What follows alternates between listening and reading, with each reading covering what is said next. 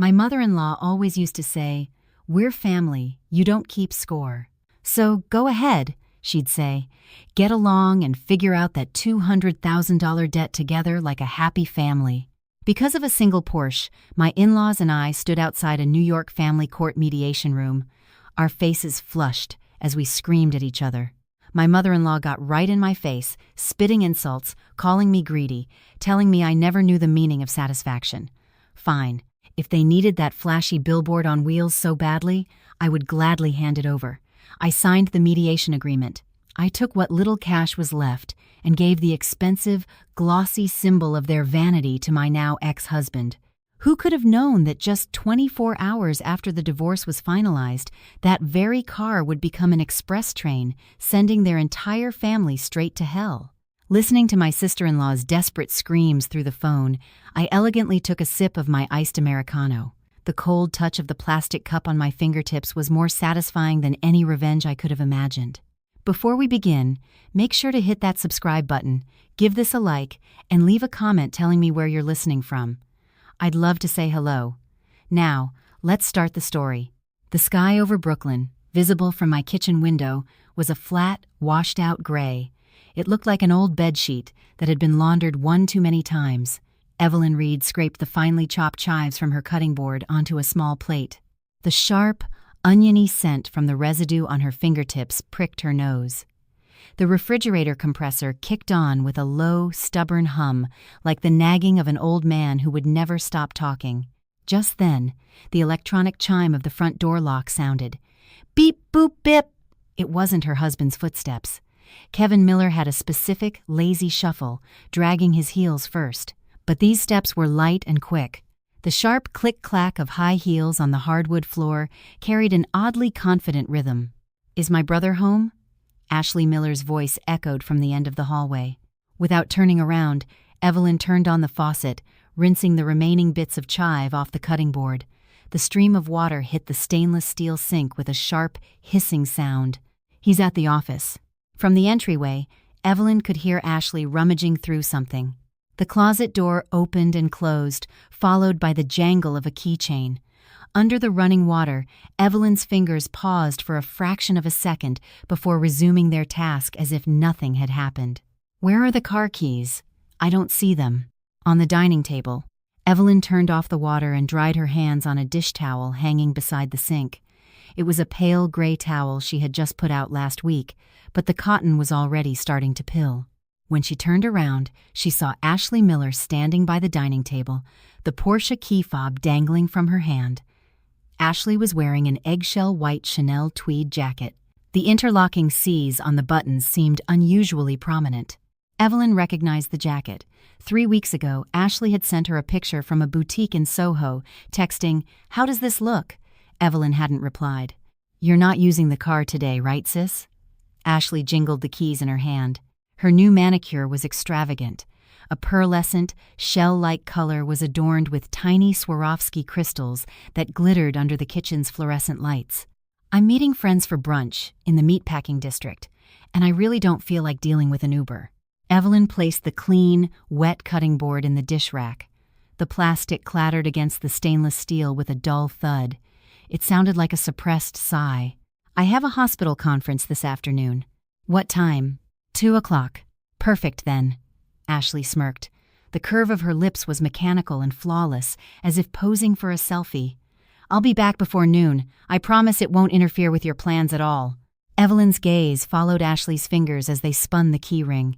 Evelyn had bought that keychain at a duty-free shop during a medical conference in Singapore last year, a small, silver seahorse. The curve of its tail was perfectly shaped for hooking a finger through and spinning. "You said you'd be back before noon last time, too." "Oh, that was because something came up suddenly." Ashley batted her eyelashes. Her extensions were so dramatic that each blink looked like the flutter of a tiny fan. "You really hold on to the smallest things, Evelyn. It makes you seem so petty." Evelyn didn't respond.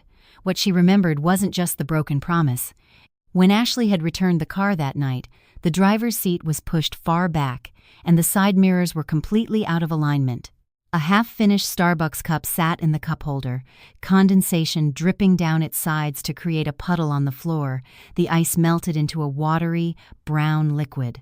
On the passenger side floor mat, a single, slender cigarette butt, stained with lipstick, lay discarded. That night, Evelyn had spent 40 minutes cleaning the car. She wiped down the center console with antibacterial wipes, vacuumed cracker crumbs from between the seat cushions, and drove with all the windows down in the cold air, trying to air out the sickeningly sweet mix of perfume, cigarette smoke, and caramel macchiato.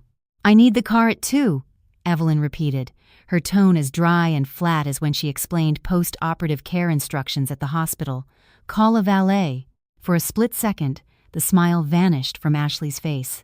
It was such a fleeting moment that if Evelyn hadn't been staring intently, she would have missed it. "Evelyn." Ashley's voice took on a wheedling nasal quality. It was a sound caught somewhere between a plea and a pout.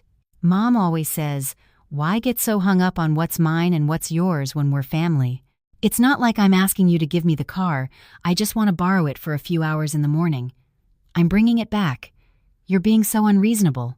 A faint buzzing sound emanated from the kitchen light fixture. The high-pitched hum seemed to drill into her temples. It wasn't painful, but it felt like a single, irritating needle was stuck there. "It's my car." Fine. I get it." Ashley suddenly snapped, her voice rising in frustration, as if Evelyn were the one being difficult. "I was just saying you're being really stingy. What would Kevin think if he knew you were acting like this?" Evelyn watched as Ashley casually tossed the keys into her Chanel bag.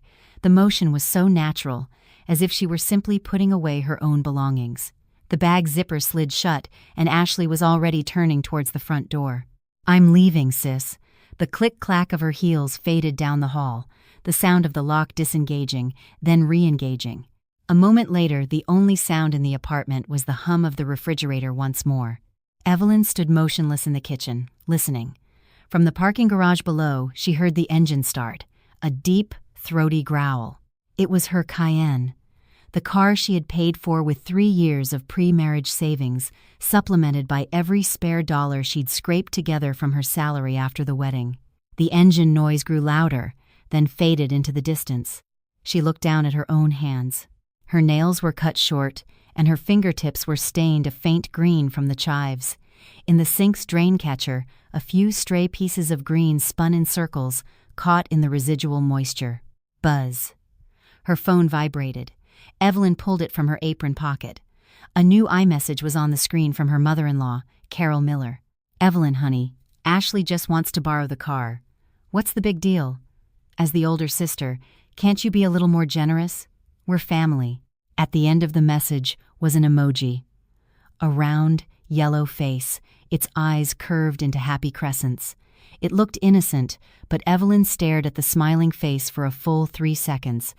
A wave of nausea, like acid reflux, rose in her throat. She didn't reply. Slipping the phone back into her pocket, Evelyn turned on the faucet.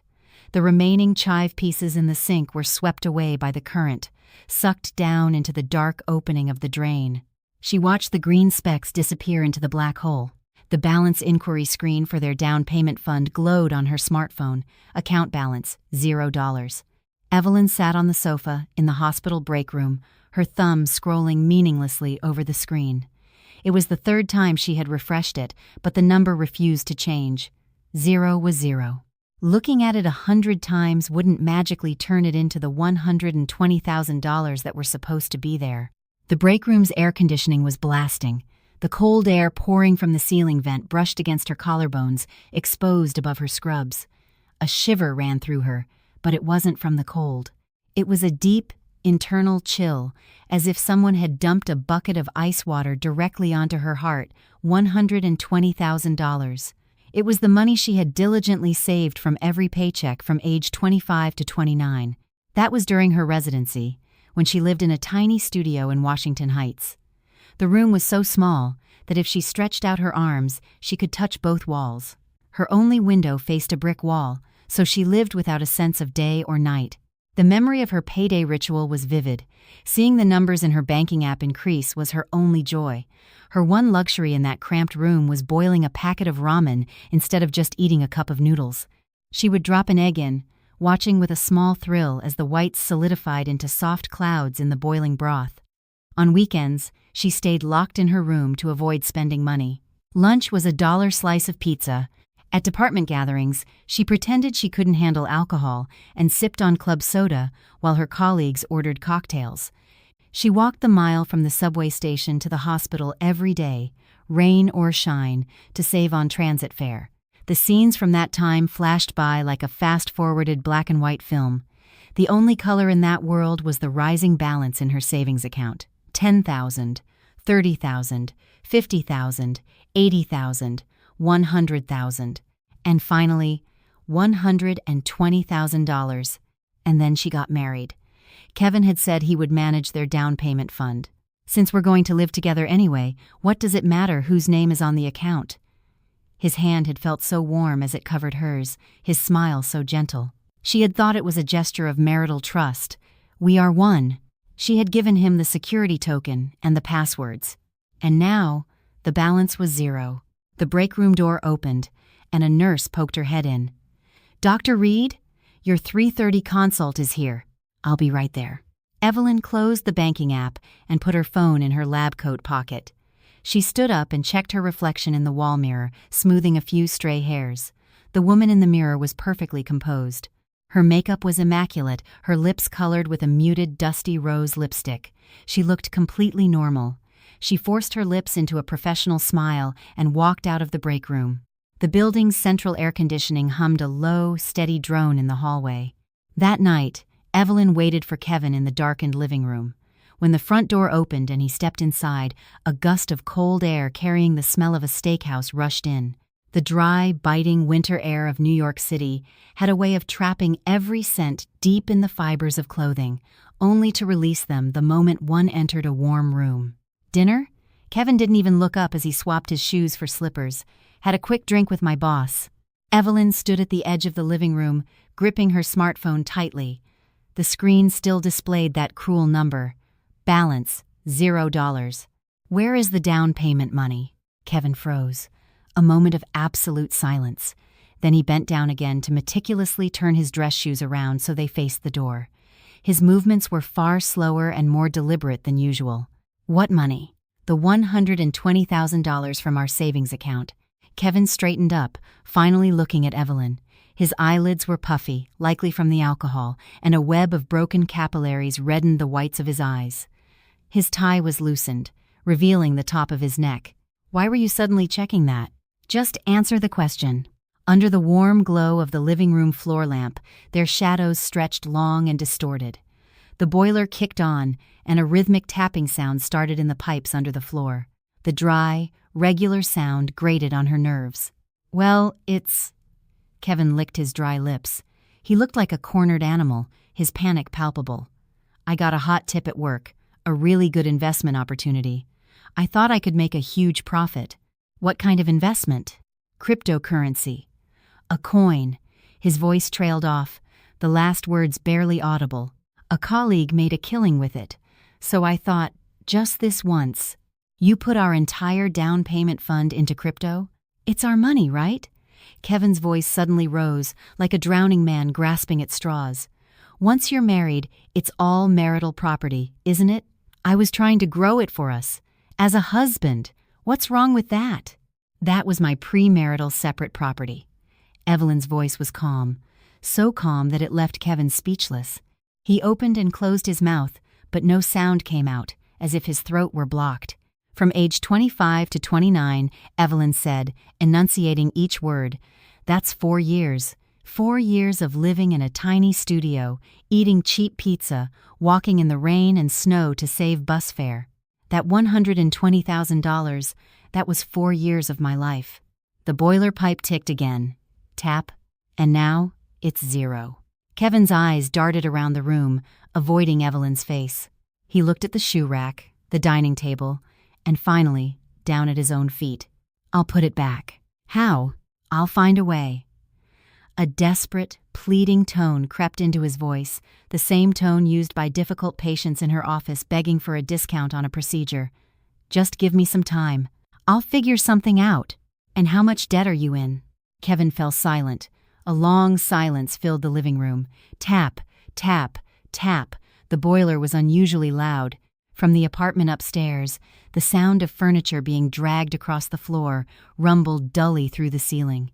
$15,000. A long sigh escaped Evelyn's lips. It was a hollow breath, as if all her internal organs were deflating. I want a divorce. Kevin's head snapped up. His eyes widened, looking as though they might pop out of his head, the red veins branching out like a spider web. What? Let's get a divorce, Evelyn repeated, this time putting force behind each syllable. I can't stay in this marriage any longer. No, I won't. Are you really doing this over money? It's not just about the money. Evelyn turned and walked towards the master bedroom.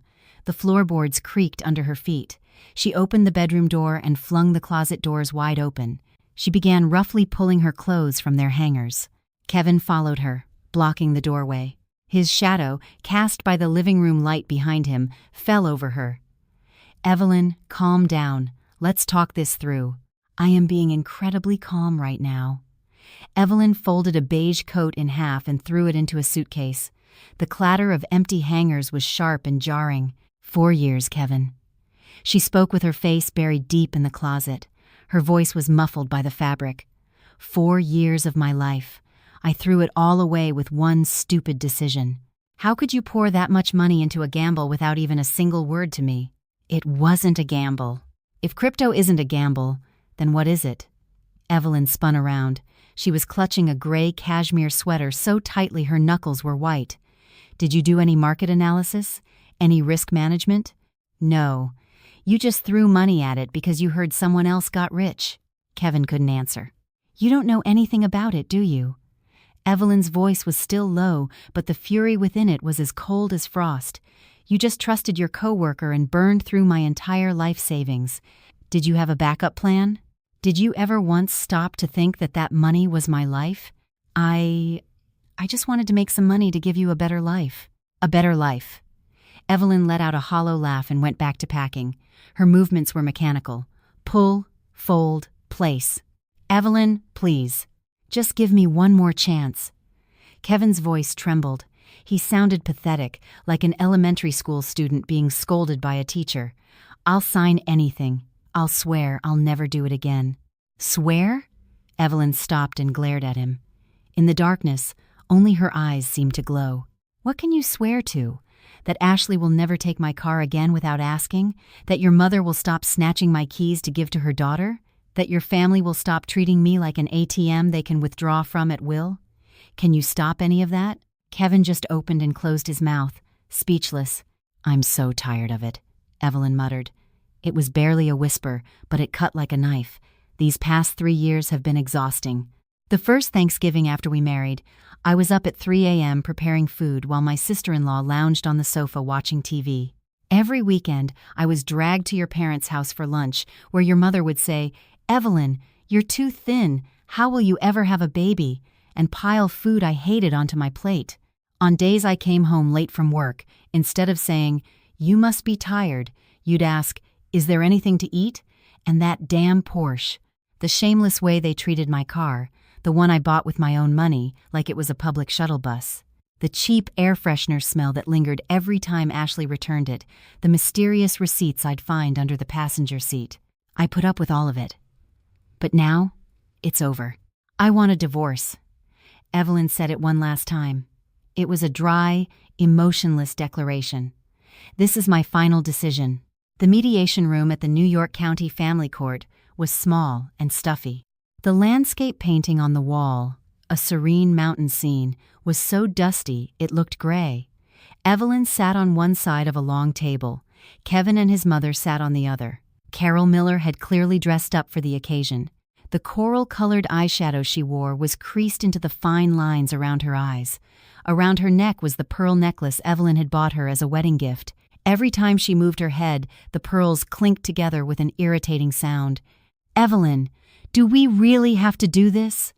Carol's voice was thick with manufactured grievance. With her downturned lips and furrowed brow, she looked like a stock character from a daytime soap opera, The Long-Suffering Mother-in-Law. Evelyn didn't answer. She just stared at the wood grain of the table. "I admit, our Kevin made a mistake. A big one." Carol suddenly reached out, trying to take Evelyn's hand. Evelyn quickly pulled her hand back, placing it under her lap. "But don't all married couples go through things like this? A divorce. It's so shameful." "Carol," Evelyn finally spoke, "I'm not here to ask for your permission. I'm here to follow a legal procedure." Carol's face twisted. The coral eyeshadow momentarily looked garish. Just as she was about to retort, the mediator cleared his throat. "All right, let's focus on the division of assets for today." The middle-aged mediator, wearing gold-rimmed glasses, looked utterly exhausted. "Both parties have reviewed the list of assets, correct? Are there any disputes?" As if on cue, Carol jumped in. "That Porsche. It was bought after they were married, so it should be counted as marital property." Evelyn clenched her fists in her lap, her nails digging into her palms. "That car," Evelyn began calmly, "was purchased with my premarital savings and my own salary. The title is in my name. It should be recognized as separate property." "What do you mean, separate property?" Carol shrieked. Her pearl necklace rattled. "When you're married, you're one entity. Don't you think our Kevin supporting you at home allowed you to go out and earn that money? You owe all of that to him." The mediator shuffled his papers uncomfortably. "Please, ma'am, calm down. Legally speaking." "To hell with the law." Carol slammed her hand on the table. "I'm the one who initiated this divorce. Do you know who the at-fault party is? Who are you to be demanding assets? That car should go to Kevin as part of his settlement, at the very least." Evelyn stared directly at Carol's face. The flushed skin, the spittle flying from her lips, the raw greed plastered all over it. But in Evelyn's mind, a different scene was playing. The Porsche service center technician a few weeks ago, pointing at a monitor with a grave expression. "Ma'am, there's a problem with the hydraulic brake unit. You might be able to drive it for now, but at high speeds, you could experience brake failure. The repairs will be quite expensive." At the time, Evelyn had said she understood and would come back next week, then left. Before that next week came, she discovered that Kevin had lost all their money. The service center's diagnostic report was now resting quietly in her email archives. "Miss Reed? Evelyn Reed?" The mediator's voice snapped her back to the present. "Yes. What did you say?" "The opposing party is proposing to reduce the cash settlement by the vehicle's current market value. What are your thoughts on that?" Evelyn glanced at Kevin, who was sitting beside his mother. He was staring down at the table, his head hung low, fiddling with the corner. He looked like a giant child hiding behind his mother. The car Ashley drove around like it was hers. The car that reeked of cigarette smoke and cheap perfume.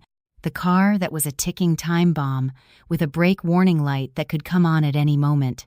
"If I were to forfeit ownership of the vehicle," Evelyn asked slowly, "how much could I receive in cash?" Carol's eyes lit up. She looked like a grave robber who had just discovered a chest of gold. $25,000, Carol blurted out. "After paying off Kevin's debt, that's all we can give you. If you ask for more, sue us. We don't have any more money." The mediator tapped on his calculator. Considering the debts and other factors, 25,000. Kevin spoke for the first time, his voice hoarse. "Evelyn, that's really all we can manage right now.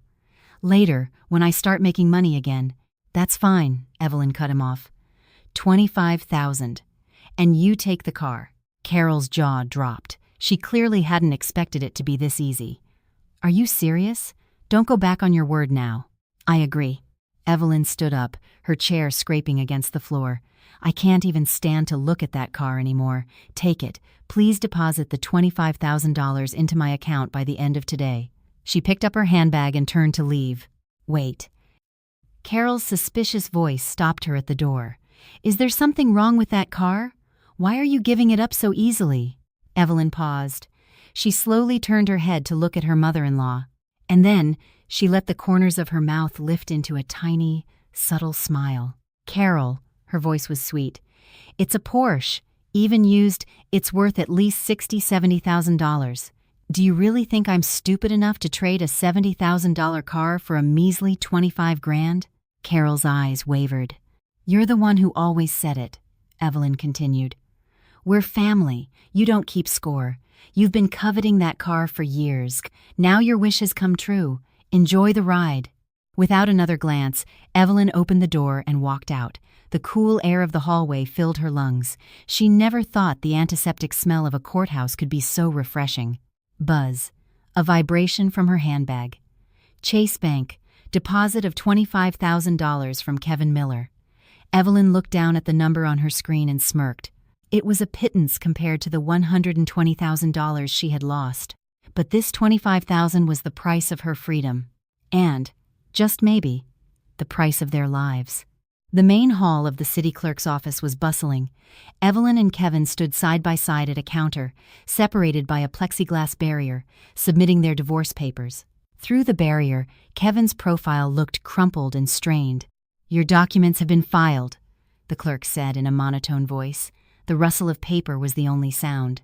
"The vehicle title transfer has to be done separately at the DMV, but since you've provided the power of attorney, it is legally Mr. Miller's property as of today." "Yes, thank you." Evelyn took the receipt.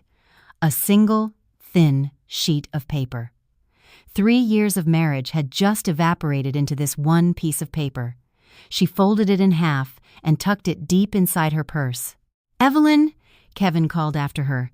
She didn't answer, just kept walking towards the exit. Is this really how it ends? Evelyn paused at the automatic doors. Without looking back, she gave a short reply. Yes. The doors slid open, and a blast of winter wind rushed in. Evelyn clutched her coat collar and descended the steps of the municipal building. 4:17 p.m. The sky was already beginning to darken. She opened the Uber app on her phone and typed in her destination. The studio apartment in Midtown she had just rented yesterday. She didn't have the funds for a down payment anymore, and the rent was steep, but at least there, she wouldn't have to deal with her mother-in-law's nagging, her thoughtless sister-in-law, or her incompetent husband. It was a space that was hers and hers alone. She got into the Uber and leaned her head back against the seat. As the tension left her body, a wave of exhaustion washed over her. Buzz. Another iMessage notification. It was Carol. "Evelyn, when are you dropping off the keys? Ashley says she needs the car first thing tomorrow and she's driving me crazy about it." Evelyn stared at the message for 3 seconds, then tapped on the contact info, scrolled down, and pressed the Block This Caller button. You will not receive phone calls, messages, or FaceTime from people on the block list. Her thumb pressed Block Contact without a moment's hesitation. The new studio apartment in Midtown was south-facing and got great light. Evelyn stood by the window, looking down at the street below. The breath of busy pedestrians formed white clouds that dissipated in the cold air. She had taken the day off. Her colleagues had no idea she had gotten divorced yesterday. They didn't need to know. Her phone, sitting on the dining table, had been silent all morning. Her former in-laws must have been furious when they realized she had blocked them. But no calls came from unknown numbers. They were probably too busy transferring the car title and celebrating their acquisition of the coveted Porsche.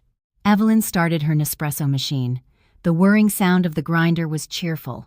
With a hiss, pressurized steam forced its way through the coffee grounds, producing a stream of rich, dark liquid. The apartment filled with the nutty, bitter aroma of fresh coffee. She filled a glass with ice and poured the hot espresso over it. The ice cracked with a satisfying sizzle. She sat in the armchair by the window, crossed her legs, and took a sip of her coffee. The cold liquid traveled down her throat, jolting her senses awake. It was then that her phone rang. Ring, ring, an unfamiliar number breaking the silence. Evelyn slowly turned her head to look at the phone on the table. The name displayed on the screen made her raise an eyebrow slightly. Ashley Miller, the sister-in-law who hadn't shown her face once during the entire divorce mediation. The one who, instead of apologizing, had bad-mouthed her behind her back, calling her unreasonable. That girl was calling her now. Slowly, very slowly, Evelyn slid her finger across the screen to answer. Before she could even bring the phone to her ear, a piercing scream erupted from the other end. "Ah!" Evelyn. Her usual syrupy, fake-sweet voice was gone. This was the sound of a cornered animal, raw with terror and pain. Evelyn, what do I do? What am I going to do? I hit a Maybach. The background noise was pure chaos. The murmur of a crowd, car horns blaring, the approaching wail of a tow truck siren. The owner is some hedge fund manager. He's demanding $150,000. $150. I called the insurance company, and they said, I'm not a listed driver on the policy, so it's not covered. They won't pay for anything. Evelyn stood by her window, phone pressed to her ear, savoring Ashley's breakdown. The sunlight filtering through the glass was warm and bright on her face. Evelyn, you have to get here. I'm freaking out. Mom isn't answering her phone, and my brother is probably sleeping off a hangover. I don't know what to do. Ashley. Evelyn's voice was as calm as if she were discussing the weather. Where did you say the accident was? On the highway, heading out of the city. I was on my way to a resort in the Poconos with my friends. And then, that car, Evelyn cut her off. It's your brother's now. The crying on the other end of the line stopped with a hiccup. What? Let me repeat myself. Evelyn enunciated each syllable clearly. As of yesterday afternoon, that Porsche legally became the property of Kevin Miller. It has absolutely nothing to do with me. But it was your car. Yes, it was my car. Evelyn picked up her coffee glass from the table, feeling the condensation on her fingertips. But you and your family were the ones who were always saying, "We're family, you don't keep score." You always asked why I had to draw such firm lines. Well, now your brother's sister was driving your brother's car and got into an accident. Your precious family can figure it out together. And Ashley. Evelyn's voice became even softer, a slight smile playing on her lips. Kevin and I are divorced. You should probably start calling me Miss Reed. She pressed the end call button. The aroma of coffee still hung in the air. Evelyn took another sip. The warm liquid passed over her tongue, down her throat, and settled in her stomach, making her entire body feel relaxed and comfortable. Outside, the winter sun was still brilliant. A couple walked by on the street below, arm in arm. Their white breaths mingled in the air before vanishing. As if remembering something, Evelyn picked up her phone and opened the Porsche service app. She found the service appointment she had scheduled 2 weeks ago. Brake system inspection required. Potential issue with hydraulic unit. She pressed the delete button. The red warning text vanished from the screen, clean and final, as if it had never existed at all. The next morning, Kevin called Evelyn 7 times and sent 23 text messages. Evelyn was curled up on the sofa of her new apartment, watching a classic black-and-white film from the 1980s. It was about a woman escaping an unhappy marriage.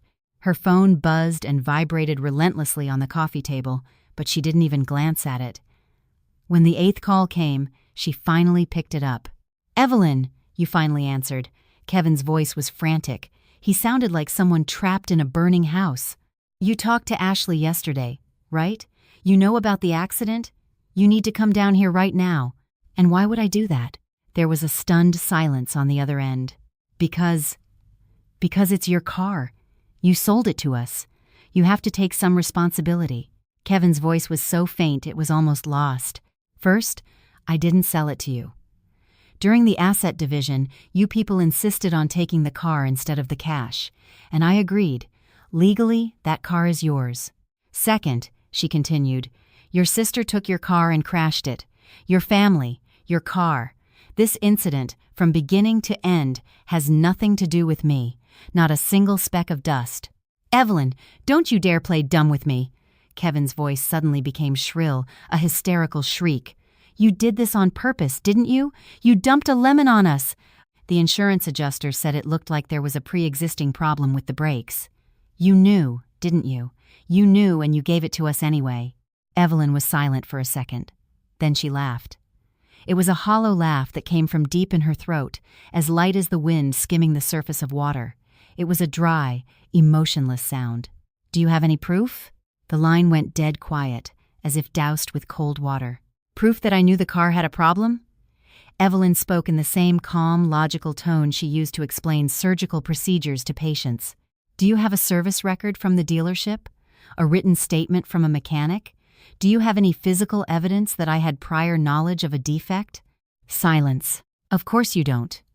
Evelyn switched the phone to her other hand and took a sip of her coffee. Because only the registered owner can access those records, and right now, the owner isn't me. It's you. You monster. And one more thing, Evelyn cut him off. The causal link between a brake defect and this specific accident. You'll probably need a full investigation by the NTSB to prove that. Even if there was a problem with the brakes, proving it was the direct cause of the accident is a whole other battle.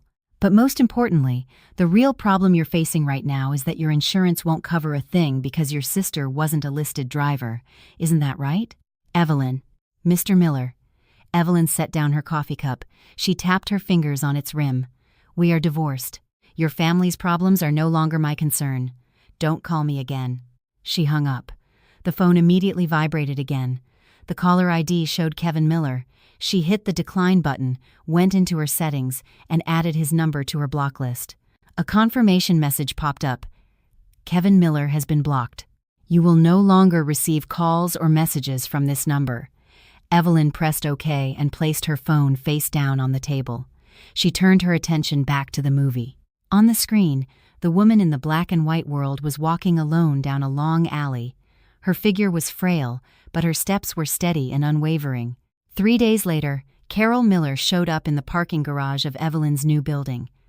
Evelyn was on her balcony, watering a new plant, a small-leafed ivy whose green tendrils swayed in the breeze. As she bent over with a spray bottle, a sharp shout from below pierced the air. "Evelyn Reed, you bitch! Get down here right now!" The voice, carrying all the way up 12 floors, was as grating as a rusty knife scraping against glass. Evelyn straightened up, walked to the railing, and looked down. Carol was standing at the entrance of the building. She was wearing a deep purple puffer jacket.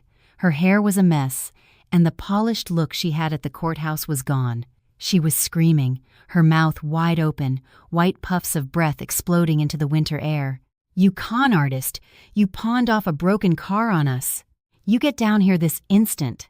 Passers-by started to slow down and stare. A food delivery guy on a bike slowed to gawk. Evelyn didn't move. She stood like a statue, spray bottle in hand, watching the crowd gather below. Carol's voice grew louder, her gestures more frantic. She slapped her thighs, collapsed to the ground, and then struggled back up, repeating the motion like a shaman in a trance. "She ruined my son, my daughter. That snake ruined my family. If you have any conscience, come out and face me." An old woman with a grocery bag clicked her tongue and joined the audience. A high school student in a uniform pulled out his phone and started recording. A man smoking a cigarette in front of the convenience store stubbed it out and walked over, intrigued. Evelyn turned, went back inside, and locked the balcony door. She went to the front hall, put on her coat, and grabbed her phone and keys. Then she opened the door and took the elevator. She pressed the button for the top floor. When Evelyn stepped out of the building, Carol's voice became even more piercing, like a cornered cat. "So you finally have the guts to crawl out here?" Evelyn didn't approach her. She stopped about 10 feet from the crowd and pulled out her phone. She made a call. "What are you doing? Who are you calling?" Suspicion laced Carol's voice. 911, Evelyn said. "I'm calling the police." The call connected. Evelyn's voice was clear. "Yes, hello. I'm at the Oak Haven Residences in Midtown. There's a middle-aged woman causing a public disturbance at the entrance, screaming and harassing people. I'd like to report her for trespassing and disturbing the peace. Please send someone to handle it." You dare call the cops on me?" Carol's face went from red to a deep purplish crimson. She lunged forward to snatch Evelyn's phone, but one of the onlookers stepped in her way. "Hey lady, that's enough. She said the police are coming. Why are you harassing her? What do you know about it?" Carol shoved the man's arm away and shrieked at Evelyn again. "You wretched woman! You've destroyed my family! The settlement is $150,000. What are we supposed to do?" Evelyn put her phone in her pocket and looked Carol straight in the eye. "Carol." Her voice was devoid of any emotion. "First, you begged me for that car, and I gave it to you. Second, Ashley took the keys and left without her brother's permission. Third, the insurance company isn't paying because Ashley wasn't on the policy, which has nothing to do with me. You little brat! How dare you talk back? Fourth," Evelyn interrupted, "we are divorced. You are no longer my mother-in-law. You can call me Miss Reed."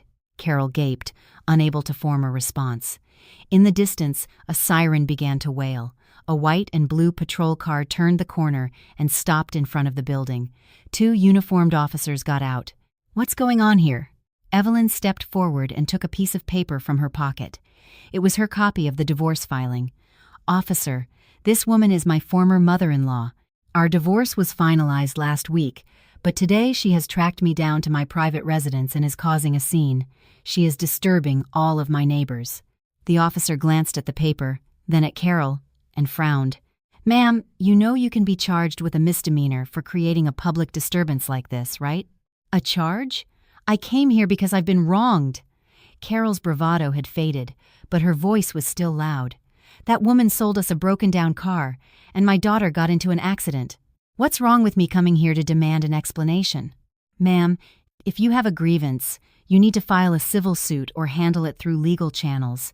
You can't do this here," the officer said firmly.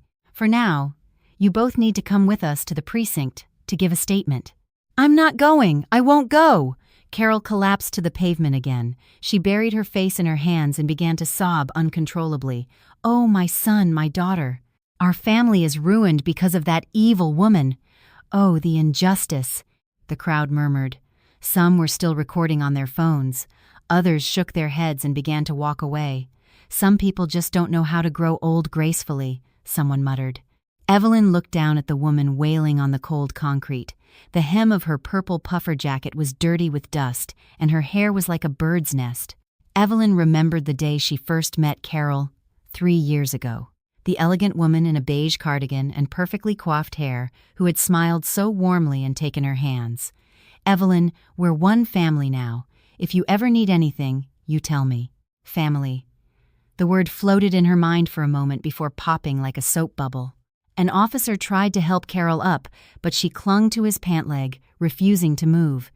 Eventually, the officer had to radio for backup. 5 minutes later, another patrol car arrived. It took 4 officers and a 15-minute struggle to finally get Carol into the back of the car. Just before the door closed, she screamed one last time. "Evelyn Reed, you just wait. I'm not done with you." The patrol car drove away. The crowd dispersed. Evelyn stood alone at the now empty entrance, staring at the end of the street where the car had disappeared. Then she turned and walked back to the elevator. 12th floor, apartment 1203. The lock chimed cheerfully as it opened. On the balcony, the ivy awaited her, its leaves glistening in the sun. The water droplets on them sparkled like jewels. Evelyn picked up the spray bottle again. Shh! The mist settled on the leaves and trickled down into the soil. It was a very quiet, peaceful sound. Carol Miller spent 24 hours in a holding cell on charges of disturbing the peace and harassment. Evelyn read about it in the local news section of the New York Post online. Someone who had been at the scene had uploaded their video to a community forum. The headline read, "Midtown Meltdown. Mother-in-law demands $150K from ex-daughter-in-law after Porsche crash." The comments section was on fire. There were people vilifying the mother-in-law, armchair detectives speculating that the daughter-in-law must have done something shady, and others just asking what the Porsche accident was all about. Evelyn read the comments for about 3 minutes, then closed the browser tab. She opened her banking app. The $25,000 from the settlement had been deposited days ago. Combined with her emergency fund, it was more than enough to cover the security deposit and first month's rent on her new apartment. Her salary could easily handle the monthly payments. A text came in from a colleague at the hospital. "Dr. Reed, the schedule for next week's conference is out. You have major surgical consults on Tuesday and Thursday." "Got it. Thanks for the heads up," she typed back and put her phone down. Evelyn walked to the kitchen. From the fridge, she took out the beef bones she had bought yesterday. The butcher at the market had sworn they were the best quality, perfect for making a rich, milky broth. She placed the bones in a large stock pot and filled it with water. She brought it to a rolling boil to skim off the impurities, then drained it and refilled the pot with fresh water, setting it to simmer on low heat. A savory, comforting aroma began to fill the kitchen. It was a smell that calmed her, one that brought back childhood memories. Evelyn stood at the stove, skimming the fat from the surface of the broth. When she was little and had a cold, her mother would always make her beef bone broth. In their old apartment in Seattle, you could see the ships in the port from the window. Her mother had passed away 3 years ago. Before she died, she had gripped Evelyn's hand tightly and said, "Evelyn, find someone who will truly cherish you and be happy." She had tried. She believed she had found that person, but now she realized something more important. Before finding someone to cherish you, you had to cherish yourself first. The broth was turning a creamy, opaque white. Evelyn turned the heat to its lowest setting and covered the pot. She set a timer for 2 hours. 2 hours later, she ladled a bowl of the rich broth, sprinkled it with chopped scallions, and added a pinch of salt. She sat at her dining table by the window and slowly sipped the soup. The New York City skyline spread out before her. The lights of the skyscrapers twinkled like scattered jewels on black velvet. The lights of a dinner cruise boat glided across the East River, leaving a long trail in its wake. After her meal, Evelyn put the dishes in the dishwasher and sat on the sofa. She opened a novel she had bought months ago but never had time to read. The first sentence read, "Every human being has the right to choose their own life." She stared at that sentence for a long time before turning the page. A week later, a certified letter arrived. It was in a crisp white envelope with the gold-embossed logo of a law firm. She found it in her mailbox on her way to work. Under the elevator lights, she tore it open and scanned the contents. The message was concise. The senior partner of a major firm, the owner of the Maybach, was formally demanding damages. The driver of the at-fault vehicle, Ashley Miller, had no assets and was therefore unable to pay. Consequently, they were holding the vehicle's owner, Kevin Miller, jointly liable. A lien had already been placed on all of Kevin Miller's known bank accounts and assets. If the settlement of $150,000 was not paid within 7 days, they would proceed with a formal lawsuit. At the bottom of the document, in small print, it said, "For your information, a copy of this notice has been sent to all interested parties in the matter." Evelyn folded the paper, put it back in the envelope, and tucked it into an inner pocket of her bag. The elevator reached the ground floor. The doors opened. She saw her own blurred reflection in the stainless steel doors and allowed herself a small, tight smile. $150,000. Kevin's line of credit was already maxed out from the crypto disaster, and the only liquid cash he'd had the $25,000 he had given to her. Ashley was unemployed, her only possessions, a few designer bags and some makeup. Carol was a housewife living in a modest, aging co-op in Queens. Their retired father-in-law lived on a meager pension, $150,000. To a normal salaried family, it was an astronomical sum. It was enough for a down payment on a small house, enough to put a child through college. The Miller family had 7 days to come up with that money. If they couldn't, court summons would arrive, a tedious lawsuit would ensue, and eventually, the final judgment would be inflated with interest and legal fees. Evelyn stepped out of her building and hailed a cab. The morning air was crisp and cold. Her breath plumed like a small cloud before disappearing. She stuck her hands in her coat pockets. Her cold fingertips gradually warmed. The cab pulled over. She got in the back and gave the driver the address of her practice. The morning news was on the radio. A recent surge in rental scams is causing significant losses for tenants. Experts advise renters to carefully check. Watching the scenery fly by, Evelyn thought about her lost $120,000. She would probably never get that money back, but she had salvaged $25,000. A new apartment, a new life, and her reclaimed self. It wasn't a bad starting point. The morning sun rose between the skyscrapers, bathing the city in a warm mixture of gold and rose. 2 months later, Evelyn sat in a chair on the balcony of her new Midtown apartment, sipping a warm latte. The ivy had grown considerably, its green tendrils now cascading over the side of the pot.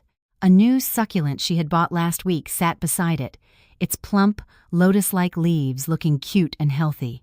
A text message notification chimed. It was from a high school friend she hadn't heard from in a while.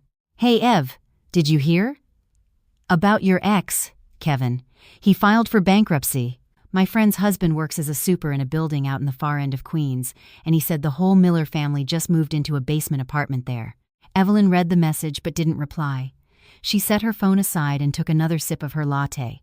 The spring sun was warm and bright, so much so that it made her squint. A basement apartment. She remembered the smell associated with that word. The small, high windows at ground level, the fluorescent lights that had to be on even during the day, the musty scent of mildew that bloomed on the walls whenever it rained. The family who had once lived in an apartment with a view of the Manhattan skyline was now living in that damp darkness. Evelyn drank her coffee. The softness of the milk foam and the nutty flavor of the espresso filled her mouth. She had recently started practicing latte art after watching some YouTube tutorials, and today's heart shape had come out surprisingly well. Her phone chimed again. A different friend this time. "Oh my God, Ev, you won't believe this. Your ex-sister-in-law, Ashley? She's working as a waitress at a KBBQ place in Flushing. My team went there for dinner last night and I saw her. She was carrying trays of hot coals. No makeup, totally different person. I almost didn't recognize her." Again, Evelyn didn't reply. She put her phone down and stood up, placing the empty mug in the dishwasher. Through the kitchen window, she could see the brick wall of the neighboring building. When spring fully arrived, the ivy on that wall would turn green again. Evelyn opened the refrigerator. Salmon, avocado, brown rice. Today's lunch was a homemade salmon poke bowl. Since the divorce, she had started doing all the things she never had time for or felt too self-conscious to do before. Taking cooking classes, seeing early morning movies on weekends, sitting alone in cafes, reading, taking long walks along the river at sunset. There was no one to ask, "Why are you late again?" No one to take her car without permission and return it like a trash can. No one to gamble away her life savings. No one to gaslight her, calling her petty or accusing her of not having any family spirit.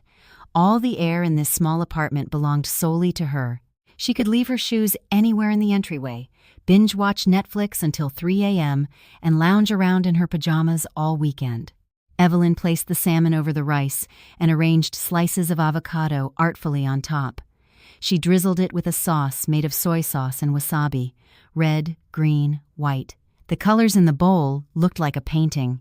She carried her lunch to the window and sat down, slowly lifting her spoon. 3 years ago, on her wedding day, the sky over New York had been as clear as it was today. Dressed in a pure white wedding gown, she had believed that eternal happiness was just beginning. Now, she was wearing sweatpants with worn-out knees, eating lunch by herself. But strangely, she felt happier now than she ever had before. Evelyn finished the last bite and set her bowl down. She opened her banking app and checked her balance. The student loan payments were being made on time every month, and the number in her savings account was growing, slowly but surely. It was nowhere near $120,000, but it was enough. It was more than enough to maintain the life she wanted. She opened her photo gallery and looked at a picture she had taken a few days ago. It was a photo of the new, state-of-the-art fingerprint door lock she had installed on her front door. Its silver body gleamed. A new lock, a new beginning. Evelyn smiled at the photo. She put her phone down and leaned back deep into the sofa. A breeze coming through a crack in the balcony door made the ivy leaves sway, their shadows dancing on the wall. She closed her eyes and took a deep breath. The scent of coffee, the smell of sunshine, and the peaceful aroma of freedom. This was enough. That night, Evelyn had a dream. She was standing in a long hallway with countless closed doors on either side. Without hesitation, she walked forward. At the end of the hall, one door stood wide open. She stepped over the threshold. A dazzling meadow stretched out before her. Yellow wildflowers swayed like waves in the wind. The breeze tickled her hair. She walked towards the meadow without looking back. The hallway with its closed doors vanished behind her. All that remained was a vast, brilliant world that was entirely her own. In her dream, Evelyn smiled. It was a smile more radiant and genuine than any she had ever worn while awake. Morning sunlight streamed through the gap in the curtains, drawing a golden line across her bedsheets. Evelyn opened her eyes. She stared at the ceiling for a moment. From outside her window, she could hear birds chirping. It sounded like someone whistling a cheerful song. She threw back the covers and got out of bed. Slipping on her slippers, she walked to the window and pulled back the curtains. Bright light flooded the room. Evelyn looked out the window. The city of New York was stretching awake. Buses rolled by, people crossed at the crosswalks, the metal grates of cafes were being rolled up. She took a deep, cleansing breath. Today was a new day. She would go to work, see patients, attend meetings, and handle paperwork. After work, she would come home, make dinner for herself, watch a show she wanted to watch, and fall asleep. A life without interruptions, a life free from exploitation, a life where she could breathe. Evelyn went into the bathroom and turned on the shower. Warm water cascaded over her from head to toe. The mirror fogged up with steam. She wiped it clean and looked at her own face. A woman who had walked away from a failed marriage. A woman who had lost a lot of money but had not lost herself.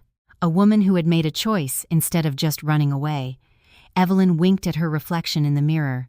After her shower, she got dressed. A crisply ironed white blouse and dark navy slacks. The clean, professional attire of a career woman. She stood in front of her vanity and applied lipstick. The new shade, a peachy nude, brought life to her lips. She grabbed her bag and walked to the front door. Placing her finger on the scanner, the lock chimed and opened.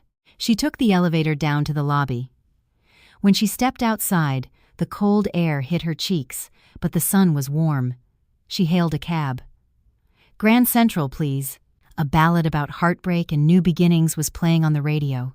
Evelyn watched the rapidly passing scenery outside the car window. The massive city of New York never stops. Countless stories are born and die within it. She was just one of them, but she wasn't lost anymore. She knew exactly where she was going and what she wanted. The taxi stopped in front of her office building. Evelyn paid with her card and got out. She tilted her head back to look up at the towering skyscraper. She would work hard today. She would live well today. Today, she would live completely as herself. Evelyn walked confidently towards the revolving doors. As the door spun, it shut out the cold wind from outside. The lobby was warm. She pressed the elevator button. The doors opened, and she stepped inside. The doors closed, carrying her upward. 23rd floor. The doors opened. Evelyn walked down the hall towards her office. "Morning, Dr. Reed," a junior colleague greeted her brightly. "Good morning," Evelyn replied with a wide smile as she opened her office door. Sunlight streamed through the floor-to-ceiling windows, filling the room. She sat down and turned on her computer. The screen lit up, displaying her to-do list for the day. She placed her hands on the keyboard. This was her life, ordinary but solid, chosen by her real life. Evelyn looked at the monitor and smiled, deeply and genuinely. The world keeps spinning, and she would keep moving forward.